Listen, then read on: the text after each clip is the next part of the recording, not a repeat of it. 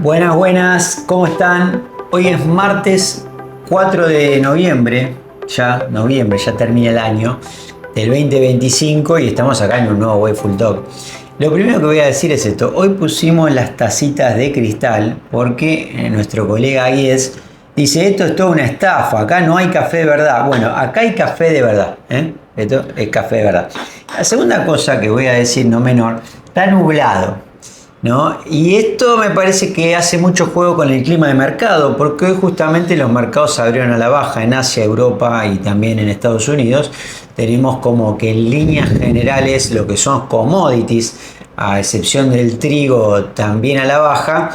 Y el oro alrededor de los 4.000, Bitcoin ya por abajo de los $102.000 y un mercado que en temas de liquidez no queda muy claro. Para explicar todo esto, para explicar lo inexplicable, así como en Misión Imposible, lo trajimos a Martín Estea. ¿Cómo estás, Martín? ¿Qué tal, Oscar? Primero que nada, este café que me sirvieron está frío. Primera y última vez que me sirvieron un café. Esto es una queja acá en vivo, pero sí, efectivamente, déjame ver.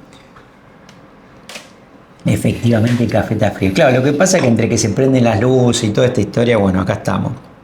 Pero bueno, en líneas generales venimos a la semana pasada donde habló Powell el miércoles, de alguna manera venía esto que venía diciendo Martín del quantitative tightening, se va a cortar, efectivamente se cortó, se bajó la tasa, pero puso de alguna manera un freno, o por lo menos como decía alguna ex mandataria, no se hagan los rulos que capaz que en diciembre lo tenemos baja, ¿no? Sí. Esto fue un poco lo que dejó la reunión del miércoles pasado. Efectivamente.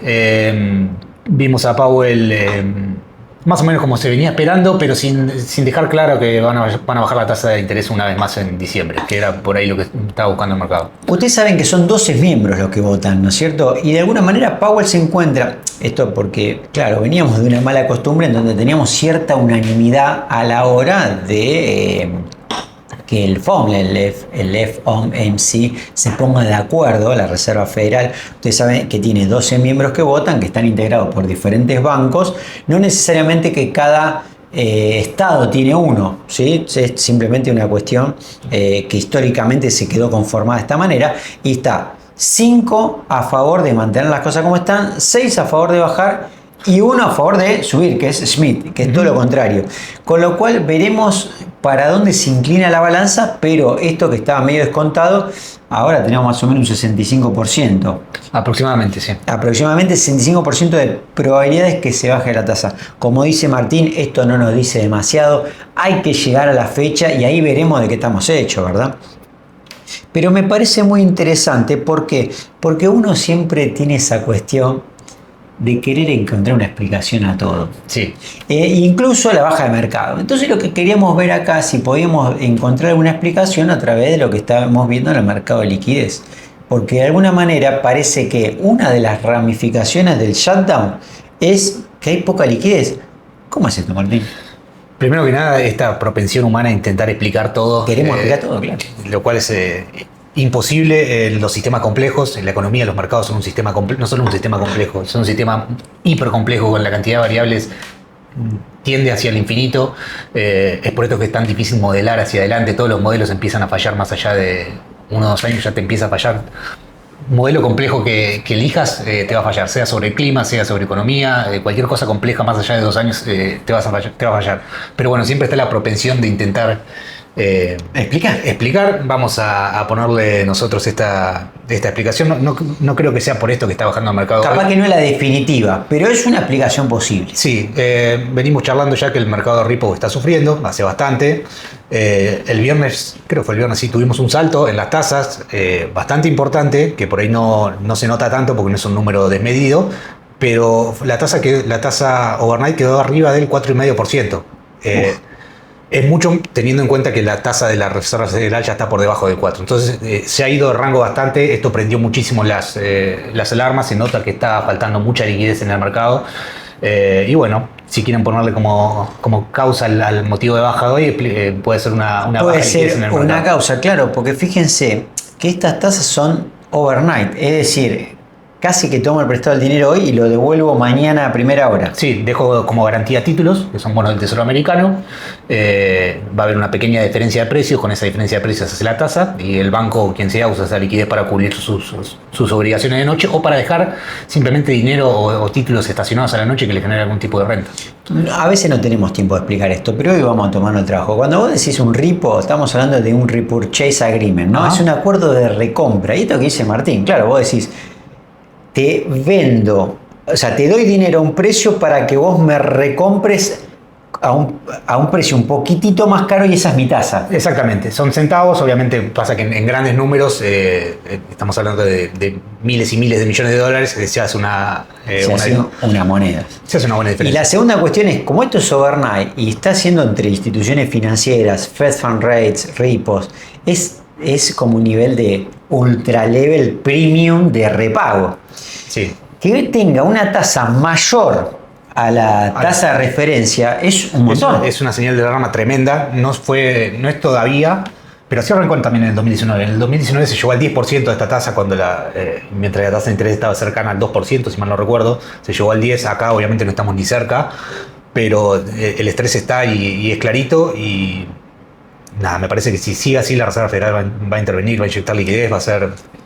Yo, Va a en ser lo cosas. personal, esto es una opinión ultra personal, ¿no es cierto? Pero a mí lo que me pasa es que cuando yo tengo un sistema ultra intervenido, ¿no? Como son estas economías en las cuales el gobierno interviene acá, Trump saca un arancel de allá, la Fed trata de hacer tal cosa para que no se vaya al demonio tal el mercado de empleo.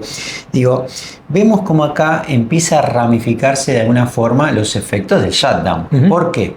Porque de alguna manera el TGA, ¿no? Que es de alguna manera La caja chica del gobierno. la caja chica del gobierno, el Treasury, General Accounts. General Account, lo que hace es que este dinero no se está consumiendo, no está fluyendo. Cuando Martín dice no le falta el aceite al motor, esto empieza a crujir.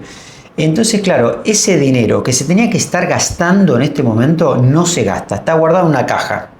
Como falta ese dinero, empieza a haber requerimiento de dinero. Como empieza a faltar ese dinero, se empiezan a aumentar las tasas. Como empieza a haber las tasas, empieza a haber más dinero absorbido por esas tasas. Entonces empieza a ser un círculo vicioso. Sí, te empiezan a pasar otras cosas, como por ejemplo los bancos dicen, bueno, necesito dinero de algún lado, y van a lo que nosotros conocemos como encajes bancarios, allá les dicen reservas, y van y retiran dinero que tienen encajado en la Reserva Federal. Eso también se fue a cero. Están con los encajes, con un nivel de encaje bancario en cero, el repo en cero, y es esto, te empieza... sumado al shutdown que le mete más presión, son muchas cosas las que le meten presión a la liquidez de Estados Unidos. Otra de las cosas que le mete muchísima presión, probablemente lo que más le meta presión, es que la deuda americana está concentrada en los tramos cortos. Claro. Entonces cada vez que se rolean, que se renuevan esos bills. Los bills es meterle muchísima presión a la liquidez de corto plazo. Esto antes no sucedía porque la deuda americana, que estaba estructurada como todos los países más o menos ordenados, así, a medida que va pasando el tiempo vos tenés que pagar más. Acá no, acá está al revés, está todo concentrado en tramos cortos y eso le pone mucha presión también a la liquidez. Acá, digamos, sí, creo que los talks de Wakefield no son muy críticos de Powell, siempre lo miramos como de alguna manera empatizando con él, ¿no es cierto? Por la complejidad. Eso porque vos llevás la charla. Sí, es verdad. Si la lleva Martín sería más crítico Sí. y se pelearía. Además, Martín estaría peleado con la Fed en este momento. Sí. Pero lo que quiero decir es que a mí lo que me pasa es que ahora se le empieza también a endilgar a Powell de alguna manera esto lo del quantitative tightening. ¿Se acuerdan que Martín nos dijo que estaba finalizando esto a partir de diciembre y que ya veíamos, digamos, maniobras en ese sentido? Y algunos dicen, che, llegaste tarde porque esto que está denunciando el mercado repo, el mercado de tasas cortas, tiene que ver con que también te demoraste con eso. Sí, pero es como está diseñado el sistema. Si decimos siempre que la Fed es data dependiente,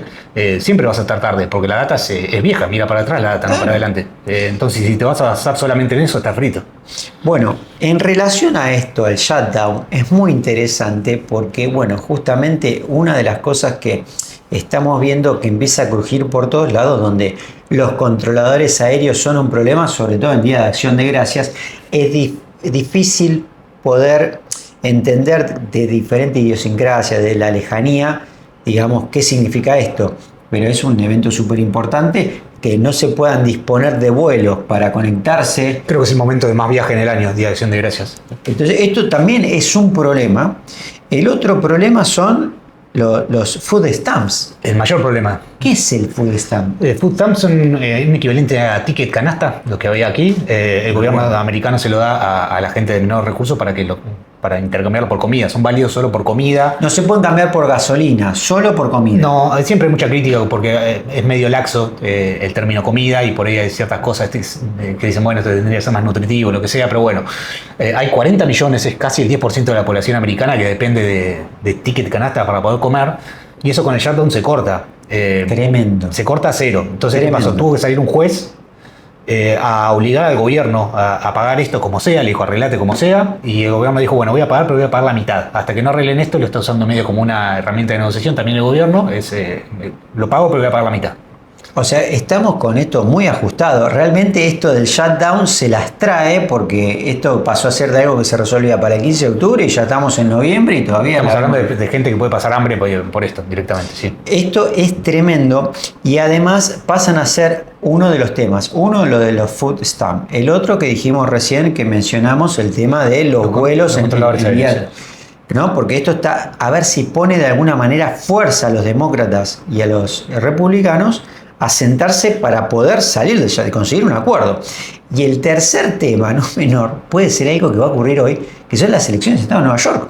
Sí. Donde tenemos a Malani, a Cuomo y a Slewy, que es el republicano, competencia. Aparentemente esto se reduce todo a McLani y a Cuomo. De hecho, de alguna manera, Trump salió a sostener a Cuomo diciendo este es el mal menor. Sí, igual parece estar cocinado. Polymarket le estaba dando como 97% de chances. Está viendo si va a ganar por más de 10 o por menos que 10. Tremendo.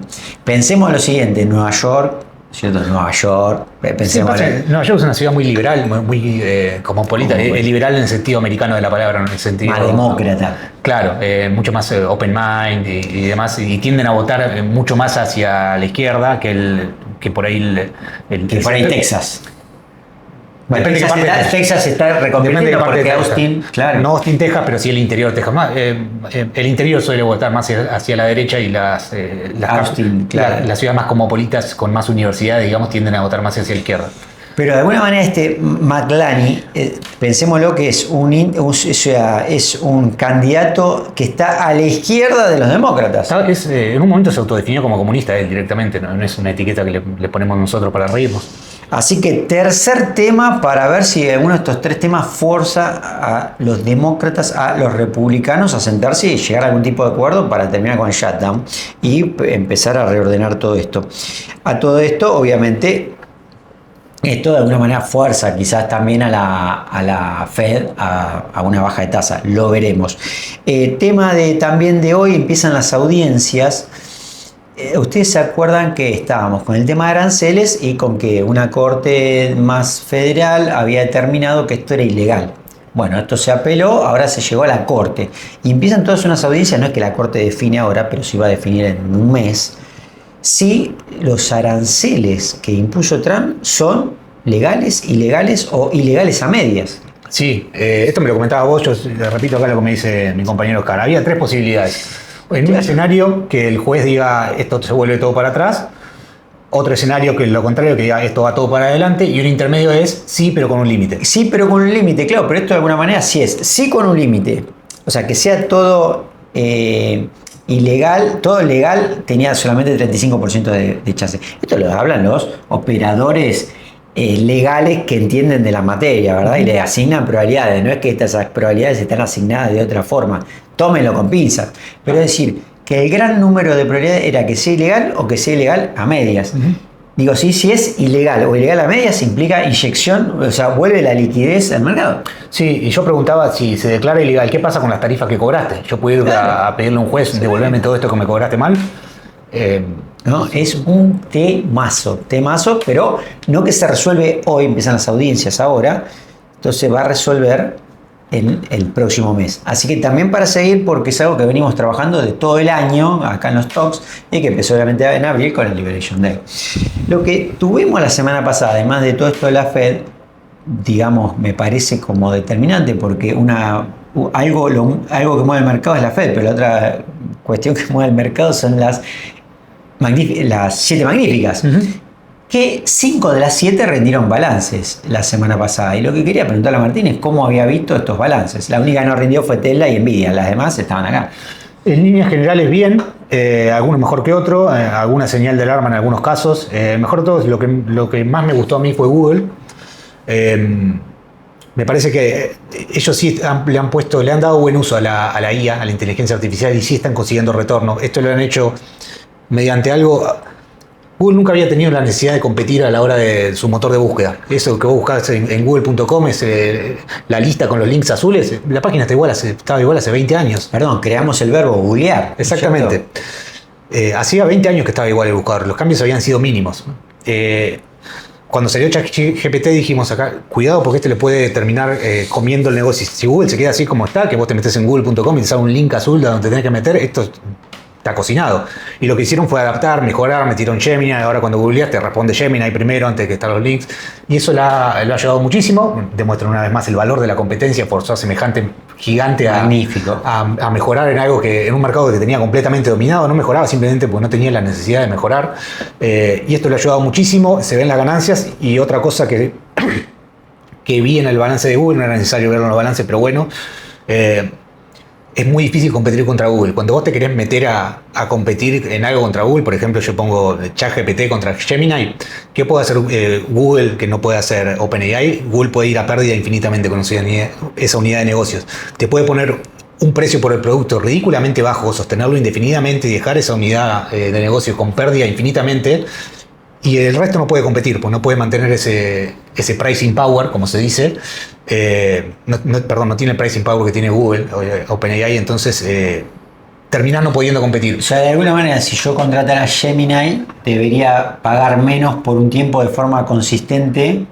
Sí, y te lo van a mantener el tiempo, o sea, si quisieran, Digo esto porque a mí lo depende de la forma de competir de los CEOs, a veces son más agresivos, a veces son menos agresivos. Si quisiera ser agresivo Google, puede serlo. Está muy bueno lo que trae Martín, porque yo en mi caso particular uso OpenAI y lo que me pasa es que uno se empieza a volver como dependiente de esa inteligencia, ¿no? Porque decir, si yo tengo que cambiar a la de Gemini o tengo que cambiar a la de Amazon, lo que me pasa es que ya pierdo todo lo que mi inteligencia anterior me conoce. Entonces tengo un costo de oportunidad porque tengo que reenseñarle a mi trabajo, a mi forma, a mis cosas. Entonces, de alguna manera, lo que vos decís es, digamos, Gemini debería poder ser competitivo en el tiempo sosteniblemente. Por una cuestión de precio, simplemente a OpenAI me parece que debería costarle mucho competir contra eso. Contra alguna compañía que puede perder plata infinitamente. Bueno, esto nos pasó, con Netflix, ¿te acordás? Claro. Y Disney. Sí. Disney decía, bueno, yo tengo el contenido, porque yo no puedo hacer una plataforma? Y me acuerdo que al principio era bastante regalado el asunto. Era regalado por esto mismo. Decía, bueno, esta unidad de negocios perderá plata infinitamente, pero soy un monstruo gigante, gano plata por todos lados, puedo cubrir por ahí. Después presentó también, el más preocupante de todos me parece fue el de Meta. Más que nada, el balance dio bien, es una máquina de generar cash. Todas estas compañías son unas máquinas de generar cash, generan mucho dinero. Ganan mucho dinero. Pero en el caso de Meta se lo están gastando todo en... ya lo hemos charlado muchas veces, lo están gastando mucho en chips. Dijeron que el año que viene van a gastar todavía bastante más de lo que se había proyectado y ya me parece que los inversores empiezan a poner un poquito nerviosos. Esto es algo similar que le pasó a Microsoft también en su balance. Sí, le va a pasar a todos. En el caso de Google no pasó porque Google sí está mostrando retorno. En el caso de Meta todavía no está mostrando retorno, está mostrando retorno por otro lado, es más eficiente a la hora de mostrar ads, ponerle cosas así, sigue teniendo más usuarios. Es su negocio propio. El negocio propio sigue siendo, es un reloj suizo de Meta, es una máquina, como te digo, de generar cash, pero de vuelta, tiene en esta nueva aventura que se ha metido... Tiene un desafío muy grande. Tiene un desafío muy, muy grande y ya los accionistas se empiezan a poner nerviosos. Acordémonos, Meta es la empresa de publicidad más grande del planeta. Sí. No es que usted dice, no, pero ¿cómo gana dinero subiendo fotitos? No. Eso toma esa información y esa información se la da a las personas que quieren comerciar y le da información precisa. Targeteadas. Claro, de cómo ser más eficiente a la hora de generar publicidad. Entonces, por esto es tan importante y tiene tanto valor. Porque ahorra mucho costo de gasto en marketing. Es una compañía gigante, tiene 1.000 millones de unidades de negocios, el 99% de sus ingresos son publicidad. Excelente. Y después, por último, porque no la quiero dejar, tengo el corazoncito puesto ahí, es Apple. La otra que rindió cuentas también esta semana que pasó fue Apple. Yo me he dado vuelta, le he tomado mucho cariño con los años. A la compañía en sí. No, Me pongo en este momento preocupado. Siento que puede caer un rayo. Apple ha tenido un enfoque completamente distinto en estas respecto a la inteligencia artificial. Ellos han decidido de forma muy prudente, al punto, te diría, arriesgadamente prudentes, no sé si cabe el término, Sí, porque muy bueno como lo plantean. todo el resto se puso a gastar en AI y ellos dijeron no. Ellos dijeron, bueno, yo corro el riesgo de quedarme atrás en esto, pero lo que está haciendo es, número uno, ahorra toda esa cantidad de dinero que son PBIs enteros lo que se están gastando las compañías. Y dice, bueno, cuando haya algo interesante lo alquilo. Sí, de hecho acaba de hacer un contrato recientemente que lo mencionamos a Google con Gemini. Le está haciendo como una suerte de Gemini especial para Apple, más encapsulado para que se pueda manejar en el ecosistema. Porque significa poder manejar información, ¿no? Absolutamente. Financieramente, en cuanto a ventas y demás, la compañía no va para ningún lado hace 4 o 5 años. Me refiero a que está chato. El nivel de ventas a una unidad de negocios le sube más, otra le crece, otra le baja. En el total está prácticamente chato el nivel de ventas. Pero sí sigue siendo una compañía increíblemente rentable de vuelta. Genera muchísima cantidad de dinero y al no tener este gasto tonto, si no hace algo con ese dinero, cuando las compañías empiezan a generar tanto dinero, tenés opción 1, invertirlo, cuando te empieza a sobrar dinero. Apple dice, bueno, no, la verdad no tengo dónde invertir, ya no sé dónde más invertir. El resto de las compañías están invirtiendo. En este momento invirtiendo en servidores en microchip para pelearse por la inteligencia. Ellos dicen, acá no voy a invertir. Bueno, la otra opción es dividendos. Hacer más atractiva tu acción pagando dividendo elevado. Como hace Coca-Cola. Como hace cualquiera de las empresas que son rentables y viejas, más que nada. Esto por ahí en el mundo tech está un poco mal visto porque dicen, bueno, tu empresa ya ha dejado de crecer, se está volviendo vetusta y por eso tenés que pagar dividendos. Si paga dividendos deja de tener onda, pasa a ser una empresa vieja. Exactamente, te empiezan a meter en los ETF de dividendos y cosas así. Y la tercera opción, que es lo que viene haciendo hace muchos años, lo vimos recién, es recomprar acciones. Eso también es una forma de devolverle capital a tus accionistas. Bueno, eso es interesante porque hasta el punto de vista impositivo es generoso. ¿Por Sí. qué? Porque cuando me pagan dividendos, yo tengo algo que se conoce como withholding tax, que es como una retención que hace directamente, en este caso el broker, el agente intermediario. Pero de esta forma es, en lugar de pagarme el dividendo, me lo pagan recomprando la propia acción. Sí, en realidad, claro. Le da hasta incluso más valor a la acción y se lo devuelve al accionista de alguna forma. Sí, no es que te están devolviendo capital directamente, pero sí es indirecto. Estás retirando circulante, básicamente. Pero claro, este ejemplo de la escasez que hacemos siempre cuando hablamos de la moneda fiat, digo, acá en el caso es, Apple mantiene la ganancia por acción, pero baja la cantidad de acciones. Sí. O sea, cambia acá el denominador, digamos. Exactamente. Entonces, de alguna manera, no es que se disparan esos, de alguna manera, como el earning per share. De acá, en este caso, se ajusta porque hay cada vez menos acciones circulando. Hacemos así, si vos tenés $100 de ganancia y 100 acciones, vas a tener $1 de ganancia $1 de ganancia por acción. Si estas 100 acciones pasan a ser 50 acciones, pasás a tener $2 de ganancia por acción. De alguna manera, acá el ratio de conversión, acciones y demás, me parece que empieza a ser interesante. Claro, ven que ellos no pueden afectar tanto el denominador, entonces empiezan a afectar el numerador. Me parece como muy interesante como estrategia, por lo menos. ¿Qué tenemos por delante? Bueno, hoy tenemos los Scholz. Vamos a tener ADP mañana. Que también Martín empezó a querer, porque también Porque es lo único que tengo. Un cariño. Es lo único que tengo y no solo eso, ha demostrado ser muchísimo más preciso que NFPs. Bueno, interesante porque nosotros acuérdense que siempre el reporte de empleo que esperamos por excelencia es el NFP, que viene de No Farm Payrolls, que es el primero, que es el primer viernes de cada mes, es el reporte de empleo más importante. ¿Qué es el ADP? Bueno, sale siempre 2 días antes, los miércoles, y es el reporte de empleo, pero privado. Es una compañía privada siguiendo básicamente la cantidad de cheques que los empleadores envían. Con lo cual empezamos a tenerle más respeto. Esto sale mañana y como no tenemos el buró de estadística, porque estamos en shutdown, es algo como para seguir. Y después también rinde cuentas AMD esta semana, que no es Nvidia, pero bueno, ya también se ha puesto en el top 10 de las empresas. Así que bueno, ¿qué le deseamos? ¿Qué tratamos de hacer? Bueno, explicar un poco por qué hoy el mercado y el clima estaba negro, ¿verdad? Un poco para seguir todo este tema de shutdown, para seguirlo de la Fed, me parece muy interesante, y el tema de la liquidez, importantísimo. Diría yo, imprescindible seguir el tema. ¿Y qué les decíamos? Bueno, lo mejor para que resta las ruedas, que tengan la mejor semana para lo que queda, y les mandamos un gran abrazo de acá.